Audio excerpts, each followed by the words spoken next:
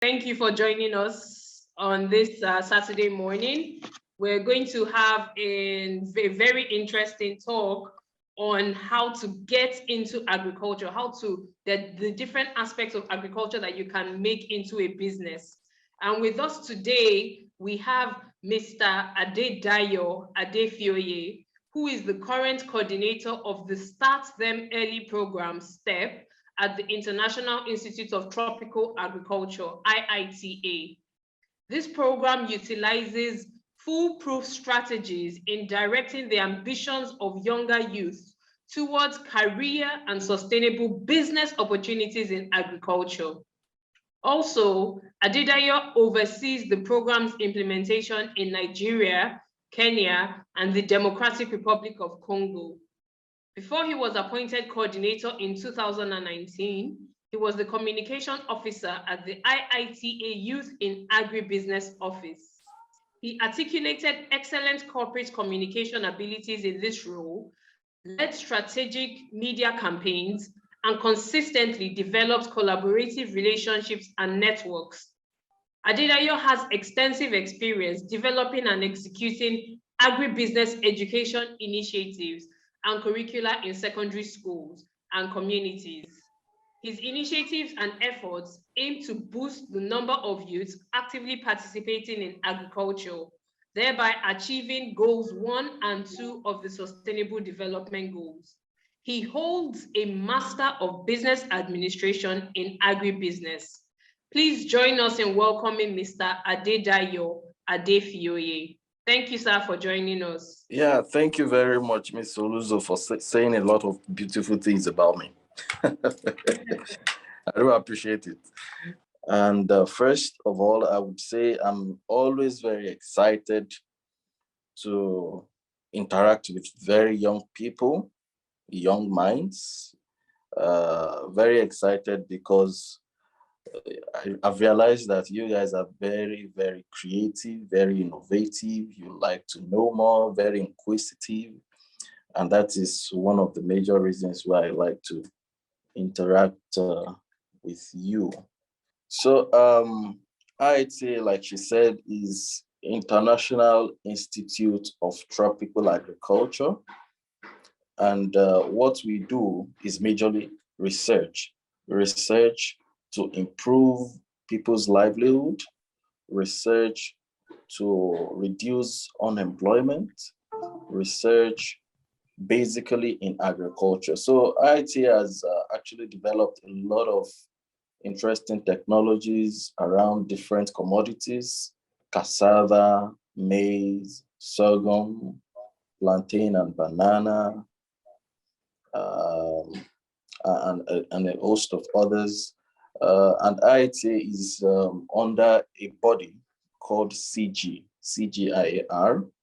So IITA is, like I said, is an international institute. It has its headquarters here in Ibadan. I'm speaking to you right from Ibadan, where we have our headquarters.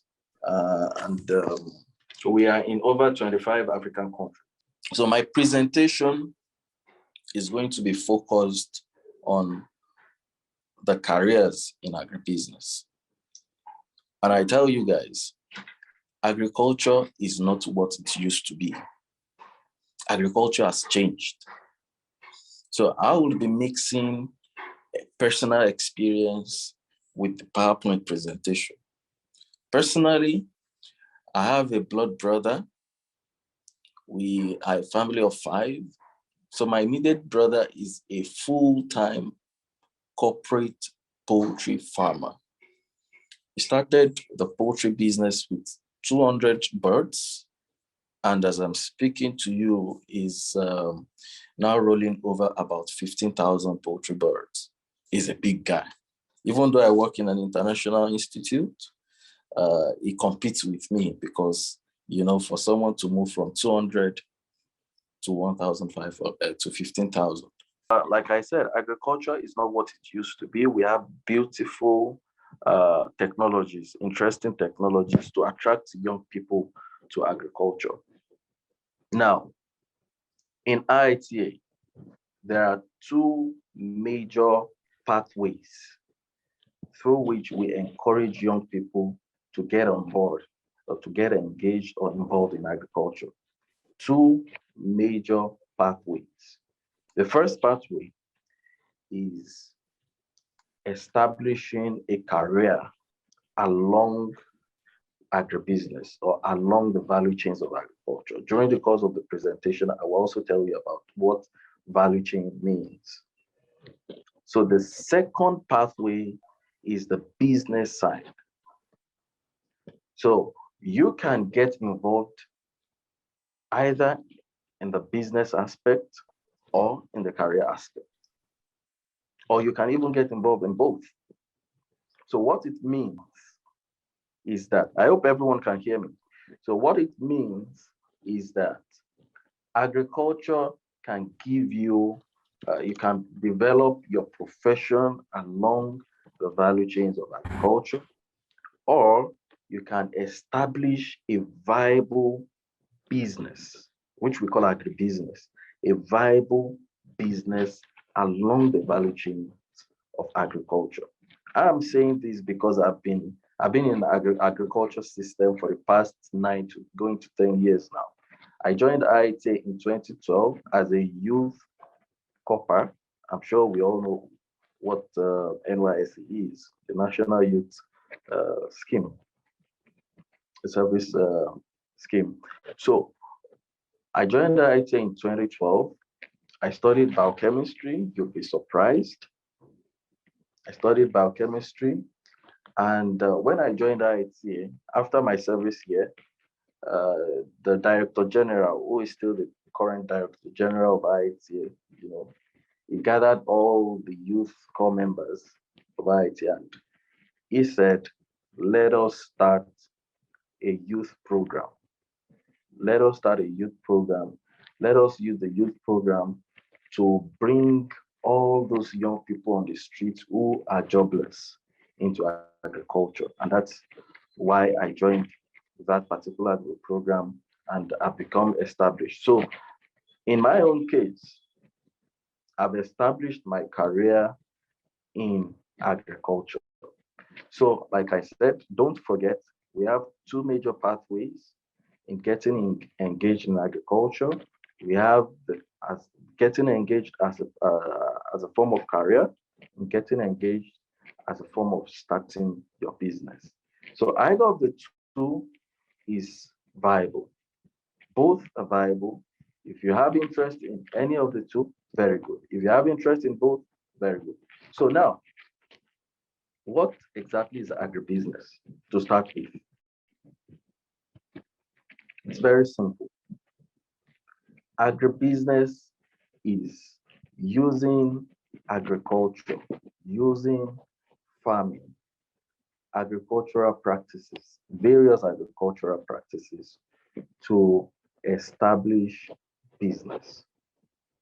It's in a simple term, using agriculture to develop a business. And what is business? Business simply means the exchange of goods and services for value. So using agriculture to establish business.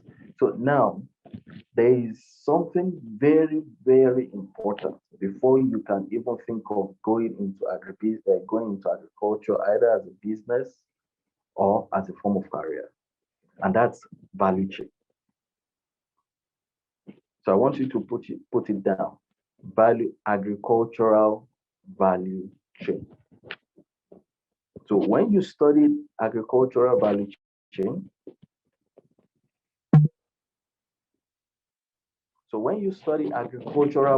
chain, then you will understand where you can come in, the link you can join in agriculture to establish your profession, to establish your career, or to establish your business. So in getting engaged in agribusiness, first, do not forget there are two major pathways: career pathway, business pathway. And in understanding these two pathways, you need to understand that concept of agricultural value chain. So agricultural value chain takes into consideration the start. It means from the start to the finish line of agriculture. I'll take a crop or a commodity as an example. When you look at cassava, before you can go into cassava production, you would have done your research on the kind, the type or the variety of cassava you want to plant, you'd like to cultivate. You would have done your research on all the agronomic practices you would like to put in place. And then you go into production, and immediately after, while during the production process, you are observing all those agronomic practices. So that's agribusiness I was talking about, combination of the agriculture and the business. Now, can you take it further to the next slide? Okay, so this is the value chain I was talking about. So you can see it's an umbrella word used to describe all goods and services involved in agricultural product from the farm to the market. So when you look at, please, the next slide. So when you look at a commodity, a cassava commodity, so you can see the picture. So you see the primary input, you see the production and the processing, you see transportation and infrastructure. So when you see these three systems, three different categories, there are a lot of businesses, a lot of careers between the first and the third. I want you to understand this concept of agribusiness or agricultural value chain. You see, once you understand the concept of agricultural value chain, then you can begin to think, you can begin to relate with, should I start a business in agriculture? Should I start a career in agriculture? Because it is, I said it's like a chain. It's a chain of processes. Before you can plant cassava, you have to look for the cassava, the particular variety, the planting materials. You have to look for the fertilizers. You have to look for the land clearing services. You have to look for the appropriate land. You have to look for, and when you get land, for example, you have to look for a lawyer who would help you certify and will help you gain ownership or the right to own that particular, you see? So between that primary input process to the final one, and that's the final consumer, there are a lot of processes, a lot of points that one can get engaged or get involved in. And when you look at production and processing, you can think about different products of cassava. Do you know that cassava flour is being used to bake bread? You can use cassava to bake bread, to make cookies, to make donuts. You can use cassava flour. You can process cassava flour into for direct consumption. So you can see the different products and different processed products you can make. So when you move from that particular category down to the final category, there's another category, which is the consumer, when it gets to the market. And that's where transportation comes in. That's where marketing comes in. That's where interactions with young people and different market agencies come in. So agricultural value chain encompasses all processes involved in moving a particular commodity from the primary production, even beyond the primary production, to the final consumer. So all the processes involved are businesses, careers where people can get involved in. Please, the next slide. Can you open it here? So yeah, importance of agribusiness. I'm sure you guys are familiar with this, so I'm not going to spend too much time. Of course, agribusiness, when you talk about agribusiness or agricultural businesses, then you're talking about food security. You're talking about improving people's livelihoods. In Nigeria, we have over 65 to 70% of our workforce, our labor force, coming out of agriculture. And what does that mean? It means that agriculture is the only sector that has the highest potential to give people jobs. So you would like to give a lot of people jobs, then get involved in agriculture. You'd like to reduce unemployment, then get involved in agriculture, because it has the potential to generate a lot of employment opportunities. So of course, improving our economy. In Africa, we're lagging behind because we have not really explored all the major potentials in agriculture. We have a lot of other continents making headways majorly because of this agriculture. I mean, they have established themselves. They have invested in technologies. They have invested in mechanization. And of course, in solving world hunger. Yes, then get engaged in agriculture. The next slide, please. So there's a need for me to, I can't talk about careers in agriculture without letting you know that there are key subjects that you need to take very closely, to take very seriously. Of course, we all know, I don't know the number of subjects now that I mean, the number of subjects that are compulsory, but I am very sure, I'm very certain of 5 major subjects: the English and the mathematics, the standard 2 compulsory subjects, biology or agricultural science, chemistry, economics, physics, or geography. So these are the subjects. If you are beginning to gain interest in getting involved in agriculture as a career, then you would take seriously these subjects that I've listed for you. And of course, I'm sure you're aware of the JAMB if you are interested in taking further your studies in Nigeria. So you have to sit for JAMB, and the minimum I learned is 180. I'm not, I think they can confirm that for me, but during our own time, I think it was 200. So I don't know if it has reduced to 180. But those are the key subjects you can actually look into when you are taking into cognizance agriculture, the careers in agriculture. Please, the next slide.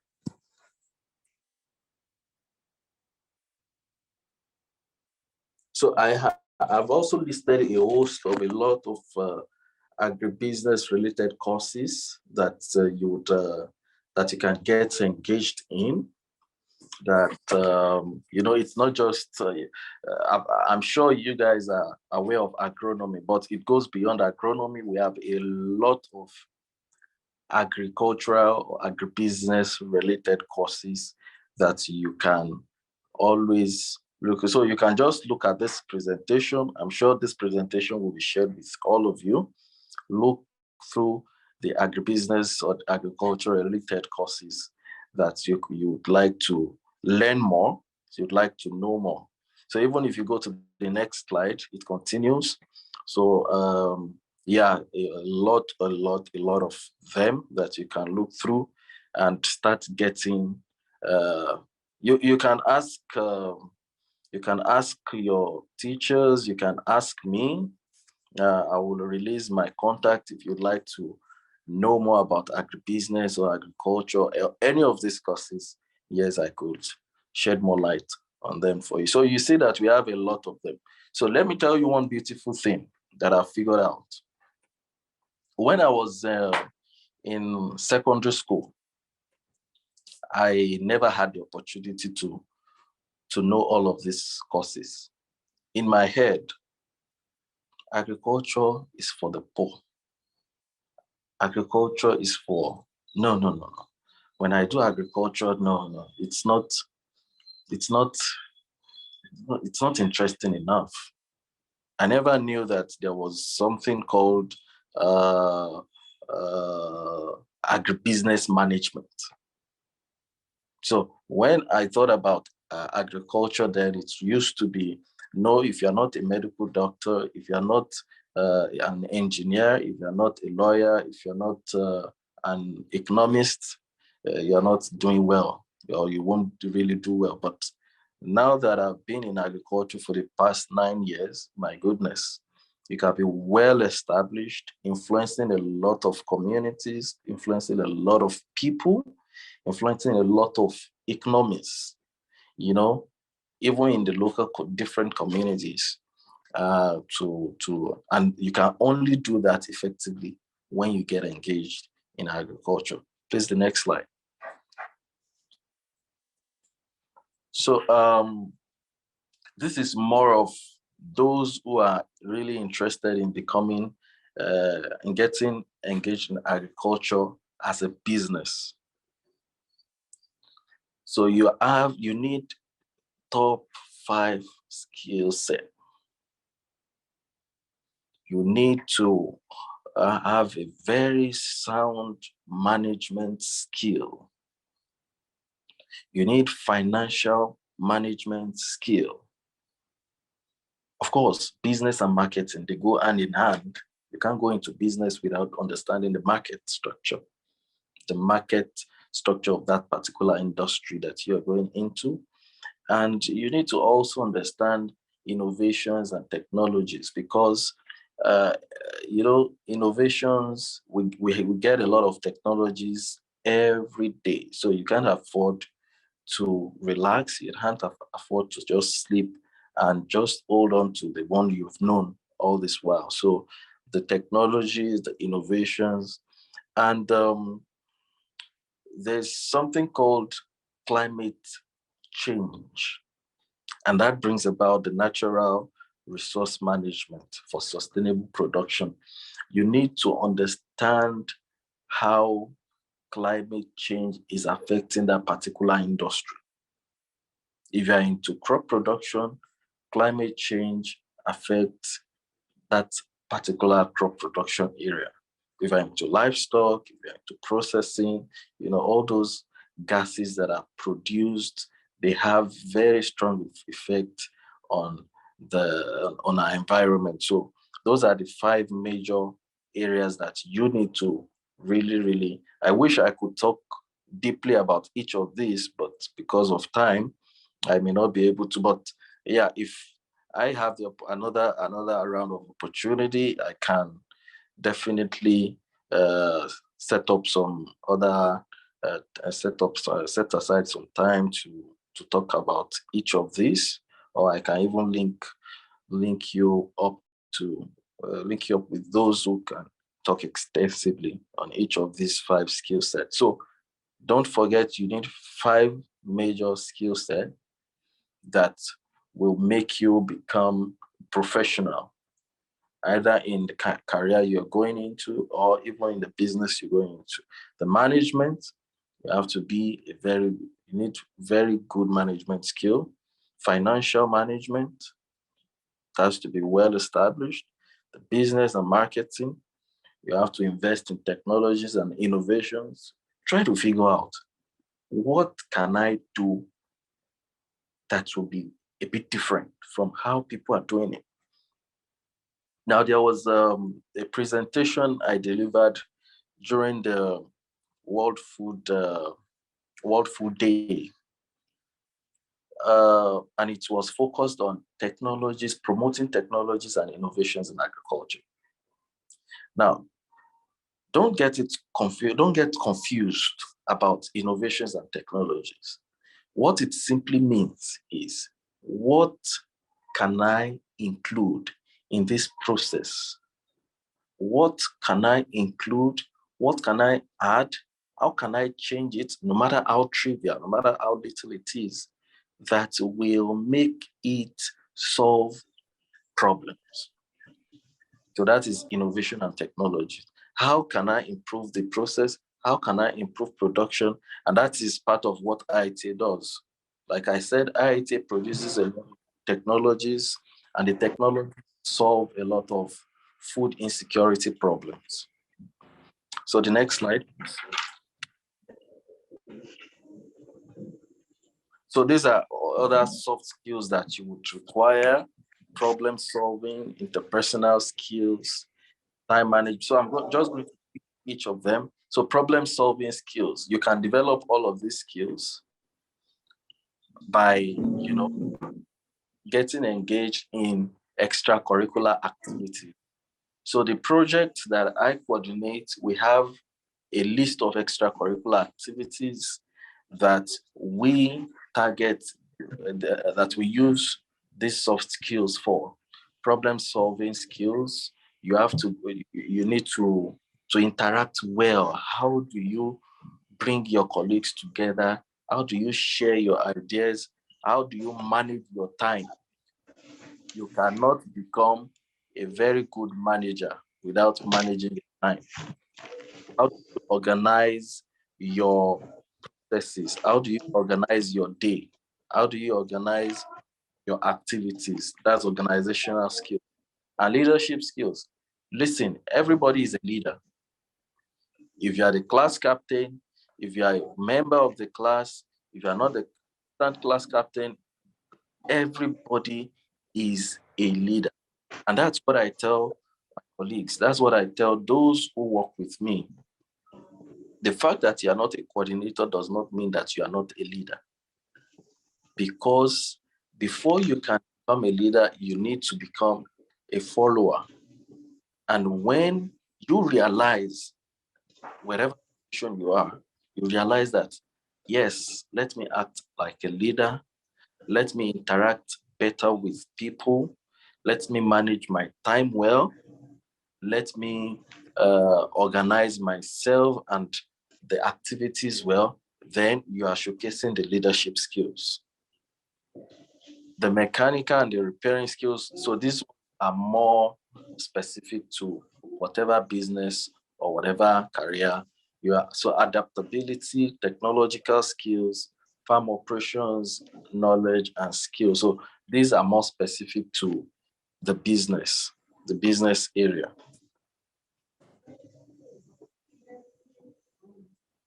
So the next slide is talking about job opportunities in agriculture. Like I said, there are two major pathways. The first pathway is the business. The second pathway is the career. So when you are going into the career pathway, you have different places you can work because of the different career opportunities we have. You can work in an NGO like IITA. IITA is a non-governmental, non-profit organization. You can work at an agricultural law. You can work in law as agricultural lawyer, talking about land reform systems. So you have different places you can establish your career. You can work in IIT. We have agricultural engineer, we have agricultural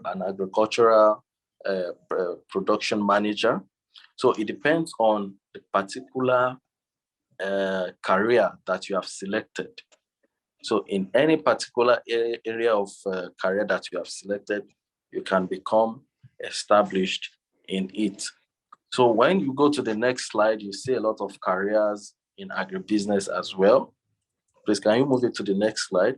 So you can go through all of these career opportunities, the careers in agribusiness. You can become a veterinarian. You can become a food scientist. We have a lot of food scientists in IITA. You can become an engineer, like I said. You can become plant scientist. You can become an agribusiness specialist. It can become, so, you know, you remember I said I studied biochemistry, but now I'm in agriculture, not as a business, but as a career. So there's also the youth and rural development, and that is where I find myself, where that's where I operate. That's the space where I operate. So the next slide will talk about some key facts about agribusiness around the world that I would like you to know. If you go to so these are the top agribusiness countries in the world. You'll be surprised. Where is Nigeria? So Nigeria is actually not the top in the world. Even in Africa, unfortunately, we are not even among the first 5 in Africa. And that is what the next slide is going to talk about. So in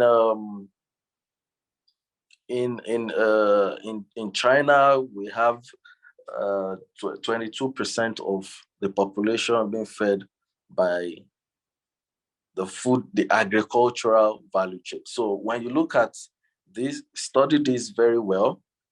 Yeah, in India, they are also doing well, even though they have huge population, but they produce a lot. In Brazil, yes, they invest a lot in agricultural mechanization, and that is what is giving them this. I mean, that is why they are placed as the top agribusiness countries in the world, and we have in Russia as well. So when you go to Africa, so it's quite funny. The first thing, you can't find Nigeria. But this is based on, this is actually based on food security score. Yeah, there is a particular agency on food security. So, but unfortunately, we can't find Nigeria. And when you look closely, you see a lot of North African countries. You see Tunisia, you see Morocco, you see Algeria, you see Egypt. You see Ghana and Senegal being the 8 and 9. So what it means is that we need to do more. But this is just facts that I would like to share with you about agribusiness in the world and agribusiness in Africa. So you see that the first 10 countries in Africa where we can talk about food security. Food security means we have less number of people who are hungry. And food security means, you have enough food for the population. So unfortunately, Nigeria is not there. Yeah, so this is also a good fact to know. Africa could be 2 to 3 times more productive. The next slide, please. If it intensified its agricultural productivity.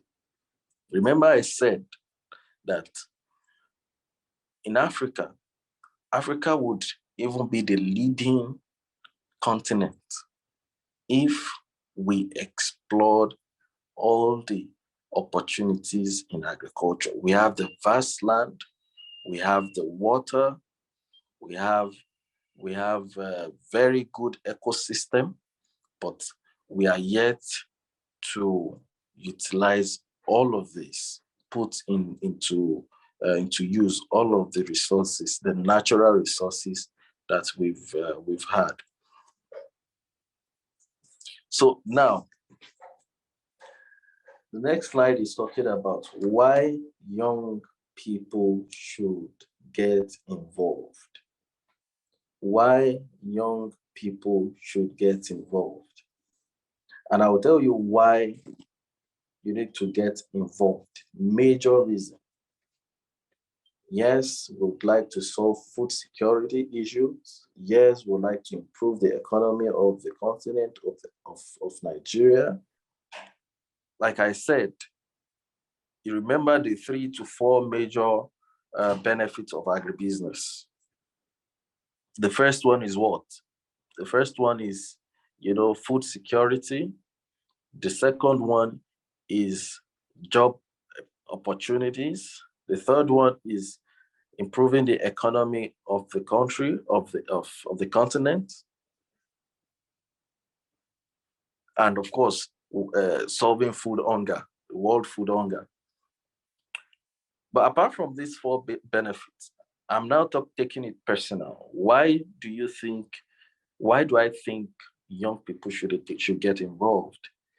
The first major reason is that agriculture has now been fully, the technologies in agriculture is so big, is so wide that no matter your age, you can get involved, engaged in agriculture as a business. So like I said, I would use this to talk about the projects that I coordinate. The project is for secondary schools. We package a lot of interesting technologies to secondary schools for young people to see and to start making money out of. The picture at the middle, I hope you can see the picture, the three pictures. Can you all see the three pictures? So the picture at the middle, is one of our schools where we practice what we call hydroponics, using soilless system to produce vegetables. Isn't that amazing? So I'm sure many of you would want to start a business, start vegetable business using soilless system. It means that there is no use of soil. The third picture to your right, that's one of IITA's farm, where we use big, massive farm machines to establish our farms. And we encourage a lot of young people. We see a lot of students from Oyo State, from as far as the south, coming to IITA to learn about, to see what those machines that we use to establish our farms. So yes, we have a lot of technologies, and young people can start making money from whatever stage they find themselves. So that is what I was just trying to talk about. And of course, the use of ICT tools. You can sit in front of your computer and make a lot of transactions in agriculture. You don't necessarily need. Now, let me tell you one secret thing about me. Yes, I love agriculture, yet I do not like to really go to the field, but I love to use a lot of applications, agricultural applications in agriculture. So people who go to the field, I sell their product. People who go to the field, I market their product right in front of my laptop. Thank you very much.